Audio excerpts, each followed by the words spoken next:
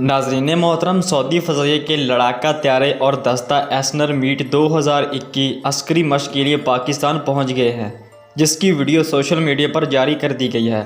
तफसीलात के मुताबिक पाकिस्तान, अमेरिका और सऊदी अरब के फ़ज़ाइया दस्ते कसीर अल मुल्की अस्करी मशक़ों में हिस्सा लेंगे, जबकि मिस्र, उर्दन और बहरीन की फ़ज़ाइया बतौर मबसर मशक़ों में शिरकत करेंगे। मशक़ों का बुनियादी मकसद बाहमी इशराक को फ़रोग़ देना है।